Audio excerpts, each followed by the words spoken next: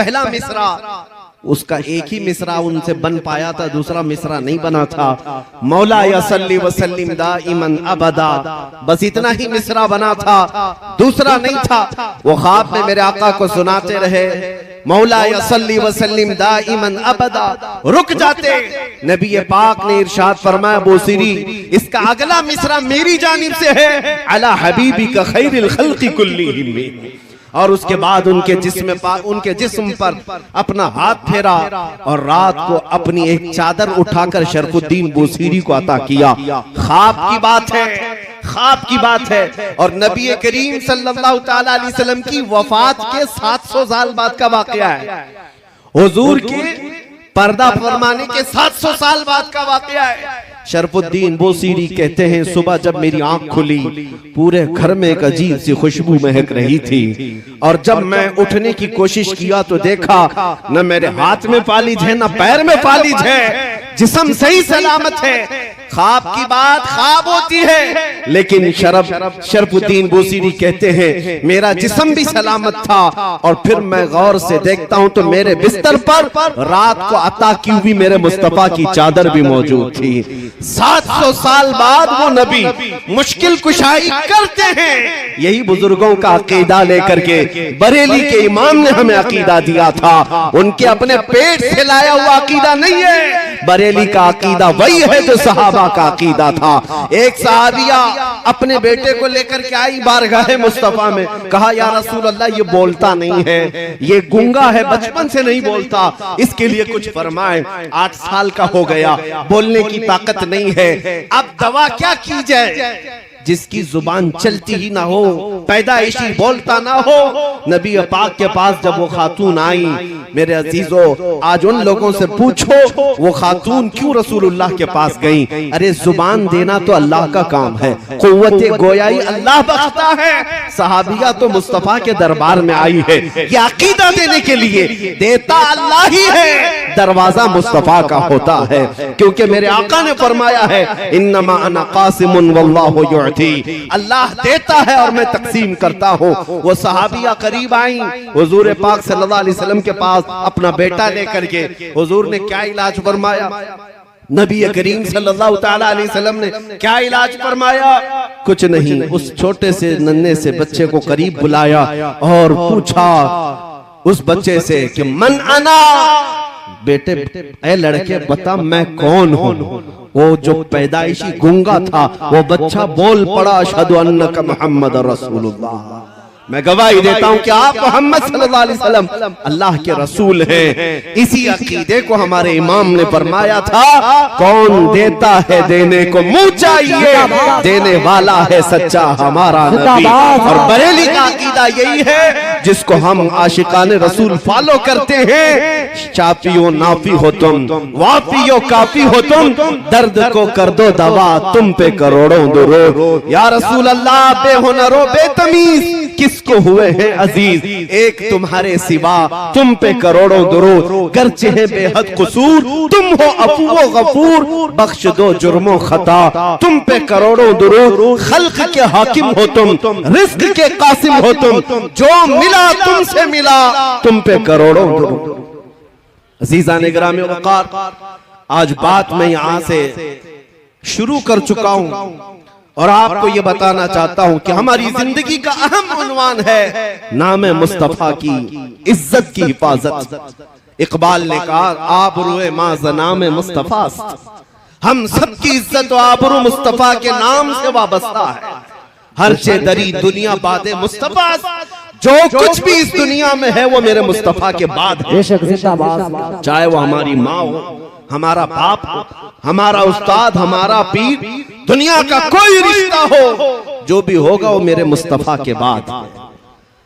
इस अकीदे के साथ आज हमें जीना है और शायद आज लोगों में इसी बात को लेकर के कुछ कमजोरियां आई हैं। आज जो दुनिया में हमारी आजमाइशों का दौर चल रहा है, खुसूसियत के साथ हमारे इस मुल्क में, देखना हमारे हजारों मसाइल हैं, लेकिन सबसे ज्यादा छेड़खानी जिस मसले से होती है वो नामूसे रिसालत का मसला है, मेरे मुस्तफा की इज्जत का मसला है। उसकी वजह यह है कि ये जालिम जानते हैं मुसलमान के लिए जान से भी बढ़कर के कोई चीज है तो नबी पाक की इज्जत का मसला।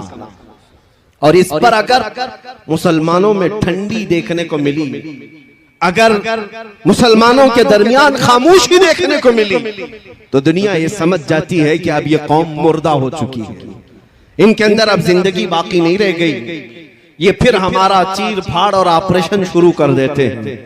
लेकिन आज भी मुझे ये एहसास है, मैं आपको एक मिसाल के जरिए से बताऊं। एक डॉक्टर जब ऑपरेशन थिएटर में किसी को ले जाता है, इंजेक्शन देता है, सुन होने का बेहोशी का इंजेक्शन देता है, या गोली के जरिए से या दवा के जरिए से बेहोश करे।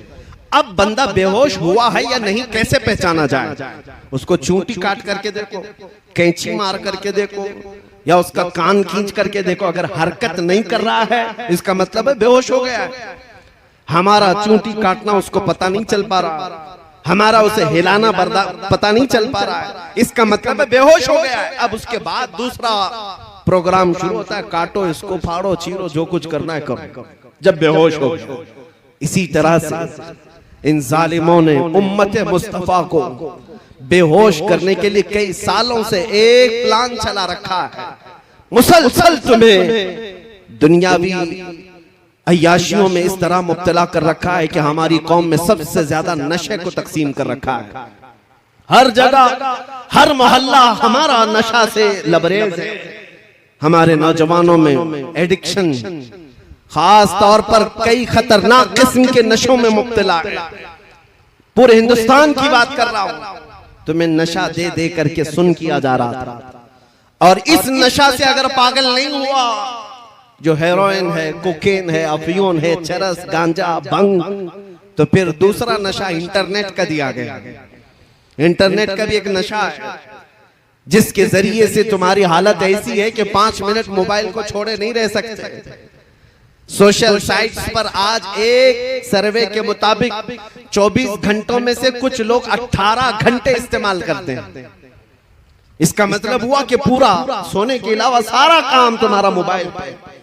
ये नशा है और छूटने वाला नहीं है जल्दी।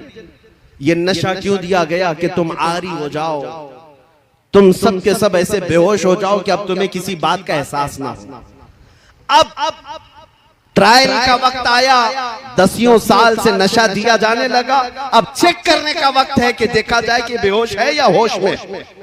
अब चेक करने का तरीका क्या है? अब चूंटी काट करके नहीं चेक करते, बल्कि इस्लाम, कुरान और ज़ाते मुस्तफा की तौहीन करके चेक किया जाता है कि ये होश में है या बेहोश हो चुके हैं। अब ये सिलसिला शुरू किया गया। आप क्या समझते हैं? किसी एक कुत्ते को उठा करके भौंकने पर वो लाकर खड़ा करते हैं तो क्या उसके अकेले की ताकत होती है? ये गुफे में बैठे हुए भेड़ियों की इतनी ताकत नहीं होती। ये हुकूमत की सपोर्ट के साथ बड़ी बड़ी लॉबियां इनके पीछे, एजेंसियां इनके पीछे एक गुस्ताखी करने के लिए खरीदे जाते हैं और लाकर खड़े किए जाते हैं, सिर्फ ये टेस्ट करने के लिए। करोड़ों मुसलमान हमारे दिए हुए नशे में मदहोश हो गए या अभी भी जिंदा हैं। अरबों को देखा, अरब सो गए। अरबों में अब कोई होश नहीं है। वहां कोई गुस्ताखी करे ना करे उन्हें कुछ फर्क नहीं पड़ता। उनके पड़ोसी मुल्क फिलिस्तीन को खून में नहला दिया जाए उन्हें पता नहीं चलता। शाम तबाह हो जाए, यमन बर्बाद हो जाए, इराक टूट जाए, जल जाए, अरबों के कानों में जूं तक नहीं रेंगती। उनको ऐसा नशा दिया गया है वो उठ नहीं पाते। लेकिन मैंने हिंदुस्तान और अपने बर्रे सगीर के इलाकों को देखा। 10 साल से अगरचे तुमने हमारी कौम को नशा दिया होगा, चाहे वो हेरोइन, कोकेन, अफीम, भंग, चरस के साथ या फिर इंटरनेट की जमीन पर पोर्नोग्राफी और गंदी तस्वीरों के साथ इनको नशा में एडिक्ट किया होगा। लेकिन अब भी मुझे ये यकीन है कि हमारी कौम मुस्लिम हिंदुस्तान में पूरी मरी हुई नहीं है। उसकी वजह यह है जब कभी कोई कुत्ता कहीं से भौंकता है, हर मोहल्ले से आवाज आती है लब्बैक या रसूल अल्लाह। ये तुम्हारा लब्बैक का नारा लगाना इस बात की अलामत है कि ये कौम अभी मुर्दा नहीं है, अभी जिंदा है। मुझे वो बात बार बार कहने पर फख्र होता है। मुंबई की सरजमीन से 2 साल कबल जब एक कुत्ता भौंक रहा था, हमने उससे कहा था हम दिल्ली आते हैं और आकर के तुम्हारे साथ मुकाबला करेंगे, ये हमारे जज्बात थे। लेकिन आपको मैं बताऊं, रमजान का मौसम है, लॉकडाउन चल रहा है और उस वक्त लोग बाहर आना जाना बहुत कम रखते थे। मैं उतर करके अपने ऑफिस से जा रहा हूँ, एक नौजवान मेरे पास आया, हिप्पी कट है, बालों में डिजाइन है, दाढ़ी में भी डिजाइन है, कहीं बालियां पहना, फटी जीन्स है, मुकम्मल एक आवारगी की शक्ल है। करीब आया, हाथ पकड़ लिया, कहा मुफ्ती साहब आपसे थोड़ी सी बात करनी है। मैंने कहा क्या बात है? कहा सुना है अभी अभी आप दिल्ली जाने की बात कर रहे हैं। मैं ऊपर से नीचे देखता रहा, कहा हाँ आपने सुना है तो सही सुना होगा।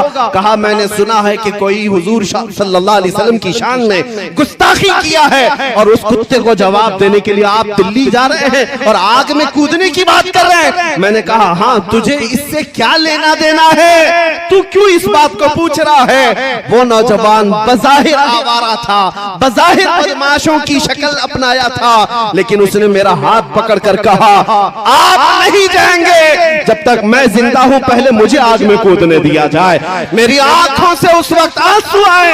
बारगाहे मुस्तफा में मैंने यही अर्ज किया था, या रसूल अल्लाह, आपकी उम्मत गुनहगार तो हो गई लेकिन गद्दार नहीं है। लब्बैक या रसूल, लब्बैक या रसूल,